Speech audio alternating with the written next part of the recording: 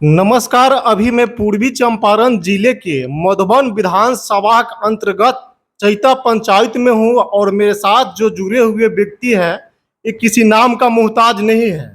ये इससे पहले भी अमेरिका में की राजधानी में जल आपूर्ति आयोग में डायरेक्टर के तौर पे काम कर चुके हैं। अमेरिका से आने के बाद बिहार सरकार मुख्यमंत्री नीतीश कुमार सलाहकार के रूप में भी काम कर चुके हैं। उसके बाद आरजेडी के प्रदेश महासचिव भी है। हर घर तनुज में आपका स्वागत है। बहुत बहुत शुक्रिया। एक हफ्ता पहले आपने किसान संवाद सम्मेलन का आयोजन किया था और वो आयोजन भी बहुत सफल रहा, उस पर क्या बोलेंगे?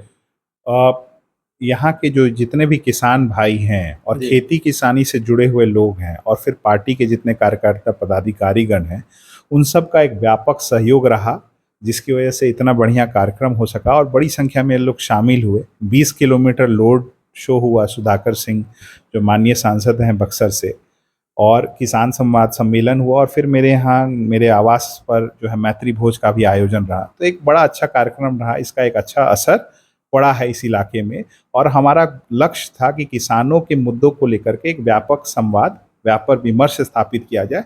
मुझे लगता है कि हमारे इस कार्यक्रम के आयोजन करवाने से इसमें सफलता मिल रही है और खेती किसानी के मुद्दों को केंद्र बिंदु में रख करके राजनीतिक विमर्श किया जाएगा, ऐसा मेरा विश्वास है। सर, हम लोग जिस देश में रहते हैं एक कृषि प्रधान देश है। किसान को रीढ़, ये जो शरीर का रीढ़ है वो रीढ़ कहा जाता है जी। लेकिन ऐसा जो साता पक्ष है, चुनावी मुद्दा जब आता है तो तरह तरह के प्रलोभन दे के साता में तो आ जाते हैं, लेकिन किसान के लिए कोई सोचता नहीं है।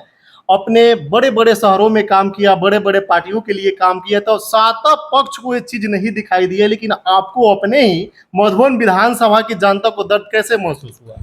देखिए, हमारे परिवार का एक लंबा इतिहास रहा है इस इलाके में। इस इलाके के पहले विधायक मेरे बाबा स्वर्गीय गजाधर सिंह जी थे, जो कि काफ़ी प्रतिष्ठित स्वतंत्रता सेनानी थे, और उनके प्रयासों के वजह से शेखपुरवा बाजार में कृषि मंडी का स्थापना किया गया था, लगभग आज से 100 साल से ज़्यादा से पहले। दूसरी बात यह है कि यहाँ के जो खेतीहर किसानी करने वाले लोग हैं, वो हम लोग के साथ उनका एक पुराना जुड़ाव रहा है, और हम लोग ये प्रत्यक्ष और प्रत्यक्ष, और मैं भी एक किसान हूँ, मेरी भी खेती बाड़ी होती है, तो ये चीज़ तो लगातार हमारे सामने है, जग जाहिर है कि किसानों को मुद्दों को लेकर के संवेदनहीनता है। यहाँ के लोग जो है किसी प्रकार का जो है किसानों के लिए बहुत प्रयास नहीं करते हैं। सरकारी स्तर पर भी जो है एक व्यापक समस्या है। और दूसरा जो बड़ा मुद्दा है, दूसरी जो ज़्यादा बड़ी समस्या ये है कि जो सरकारी योजनाएं हैं जो किसानों के लिए आ रही हैं, उनका ज़मीनी स्तर पर क्रियान्वयन नहीं हो पाता है। खाद जैसे है, रोपनी के सीज़न में खाद की आपूर्ति होती है, मगर वो खाद के डीलर से जो है बाहर चला जाता है, उसका जो है ब्लैक हो जाता है, वह स्मगलिंग होकर के शराब बनाने के लिए नेपाल चला जाता है। सर्टिफाइड बीज के नाम पे नकली बीज किसानों को दिया जाता है। न्यूनतम समर्थन मूल्य सिर्फ और सिर्फ शिगुफा है। अभी न्यूनतम समर्थन मूल्य मक्का का 2400 है। किसान जो है 1800, 1900, 1950 रुपये अपना मक्का बेच रहे हैं, मजबूर है बेचने के। और पैक्स में जो धान की अधिप्राप्ति हो रही है, एक भी पैक्स के गोदाम में किसानों से सीधा जो है धान की अधिप्राप्ति नहीं की जाती है। ये व्यापक भ्रष्टाचार है। आप किसानों के मुद्दों को लेकर के देखेंगे, या कोई भी योजना है, या आपदा की भी योजना हो जाए, तकनीकी सहायता की योजना हो जाए, सीधे तौर पर किसानों को जो है इससे विमुख करके रखा जाता है और उनको किसी भी तरह का सहयोग नहीं है। हमारा प्रयास था कि यहाँ के किसानों की जो समस्याएं हैं उन वो केंद्र बिंदु में आए, ताकि वह राजनीतिक तौर पर एक मुद्दा बने, और हम ये उम्मीद करते हैं कि आने वाले समय में ये केंद्र बिंदु रहेगा। और हमारी लड़ाई खेतीहर किसानों की लड़ाई है, और हम इसको पुरजोर से सड़क से लेकर के सदन तक उठाएंगे। सर, क्षेत्र में आपके इस किसान संवाद सम्मेलन का बहुत चर्चा हो रही है, आपका बहुत सराहनीय कदम है, लेकिन विपक्ष पक्ष से ये भी आवाजें उठ रही है कि शासक गौतम बाबू ये सब कुछ कर रहे हैं, दिखावा के लिए कर रहे हैं, हो सकता है कहीं वो टिकट के लिए कर रहे हैं या मधुबन विधानसभा से खुद चुनावी जंग में कर लड़े। अगर कोई व्यक्ति ये कह रहा है कि ये दिखावा के लिए, तो मैं तो उनको चाहूँगा कि वह भी ये दिखावा करे। किसानों और मजदूरों के हित की आवाज़ उठाना अगर दिखावा है, तो मैं सभी दल के, सभी पार्टी के सभी कार्यकर्ताओं और नेताओं से कहूँगा कि कृपया हाथ जोड़ के आपसे आग्रह है कि आप भी ये दिखावा करिए। आपके दिखावा करने से जो गरीब किसान है उसके हक की लड़ाई मजबूत होगी, उसको जो प्रशासनिक स्तर पर उसके साथ जो अत्याचार हो रहा है और सरकारी योजनाओं में उसको जो नहीं सहयोग किया जा रहा है, कम से कम वो मर जाएगा। और किसानों के नाम पर जो लूट मचा हुआ है पैक से लेकर के खाद बिक्री और बीज बिक्री में, वो बंद हो जाएगा। तो ये मेरा पहला आग्रह है।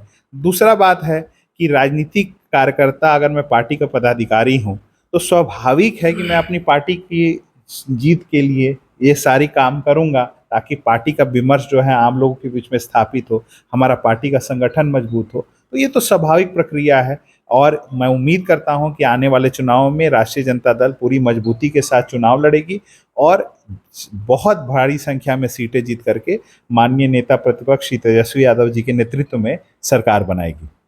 मधुबन की जनता खुशहाल या बदहाल स्थिति में है अभी?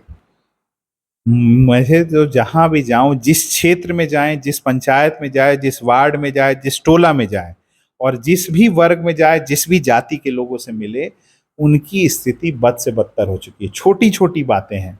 आप जमीनों का अधिग्रहण का मामला देख लीजिए, भारतमाला के तहत हो रहा है, किस तरीके से जो है लूट मचाया गया और जो है कमीशन खोरी 10%।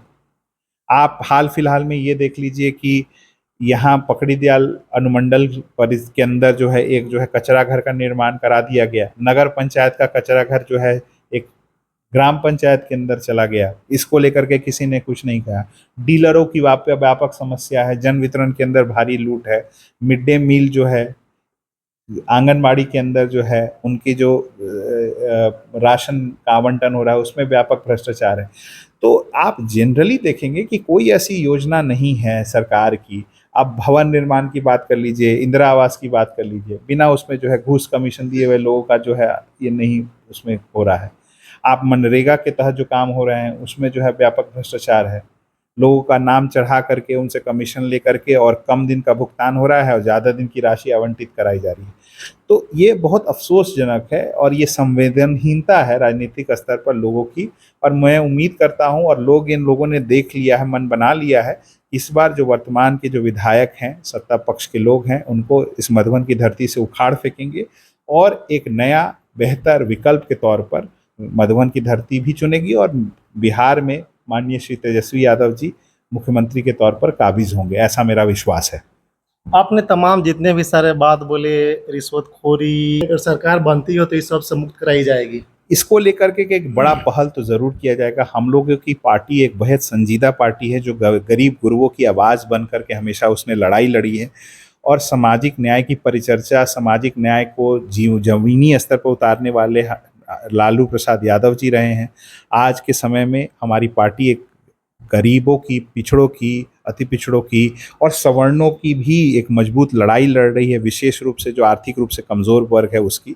तो मैं उम्मीद करता हूं कि इसमें एक व्यापक पहल होगा और नीतिगत स्तर पर भी जो है और ज़मीनी स्तर के क्रियान्वयन के स्तर पर हमारी सरकार बनने के बाद जो है इसमें व्यापक बदलाव होगा, ऐसा मेरा विश्वास है। मधुबन विधानसभा में अगर आरजेडी हारती है तो कहीं ना कहीं देखा जाता है उनके कार्यकर्ता की कमी, उस पर क्या बोलेंगे? मुझे नहीं लगता है कि कार्यकर्ता की कहीं कमी है। आप सभी ने देखा है, यहाँ के सारे लोगों ने देखा है कि कितनी भारी संख्या में कार्यकर्ताओं ने बढ़ चढ़ करके कार्यक्रम में हिस्सा लिया, उन्होंने कार्यक्रम को सफल बनाया। मुझे लगता है कि नेतृत्व की कई दफ़ा कमी रहती है स्थानीय स्तर पर, अब वह भी दूर हो गया है और हम लोग जो है पूरी मजबूती से आगामी चुनावों में पार्टी संगठन को मजबूत करके इस जगह पर चुनाव लड़े। चुरमा पंचायत में कचरा घर की आपने चर्चा भी किया है, वहाँ पे सामने उप स्वास्थ्य केंद्र बनाया जा चुका है, उसका उद्घाटन होना बाकी है। जैसे ही उद्घाटन होगा वहाँ पे मरीज जाना शुरू कर देंगे और जस्ट उसके सामने में कचरा घर का निर्माण कराया जाए। समस्या ये है कि ये कचरा घर का निर्माण नहीं होना चाहिए था, वो गलत हुआ है। और कभी भी इस तरह के कार्यों को जो रिहायशी इलाके हैं जहां लोग रह रहे हैं उनसे दूर रहना चाहिए। वो दलित बस्ती के पास जो है और ग्रामीणों के घरों के आसपास जो है कचरा घर का बनाया जाना दुखद है। और सबसे बड़ा सवाल है कि अगर नगर पंचायत का कचरा घर है तो कैसे वो ग्राम पंचायत के अंदर बन गया, और अगर उसको बनाया भी गया तो कैसे एक जलाशय के पास, जलाशय की जमीन के अंदर उसको बनाया जाना, बांध को काट करके। ये बहुत बड़ा मुद्दा है और इसके ऊपर जो है सभी प्रशासनिक अधिकारियों के कार्यशैली के ऊपर वो सवाल उठा रहा है। और मैं उम्मीद करता हूं कि इसकी एक बड़ी मुहिम हम लोग खड़ी करेंगे और उम्मीद करता हूं कि यह जो है जलाशय से जो है उस कचरा घर को हटाया जाएगा, उस जगह से कहीं सुदूर जगह लगा करके उसको बनाया जाएगा, क्योंकि वहाँ पर बनाना कचरा घर का कहीं से भी उचित नहीं है और वह एक बड़ा प्रदूषण का स्थल बन जाएगा। उससे ग्राउंड वाटर भी इन्फेक्टेड होगा, ज़मीनी पानी उसको जो लोग पिएंगे वो भी बीमार होंगे, उससे कैंसर और अन्य तरह की बीमारियां फैल सकती हैं। उससे जो है बारिश के समय में महामारी फैलने का डर रहेगा।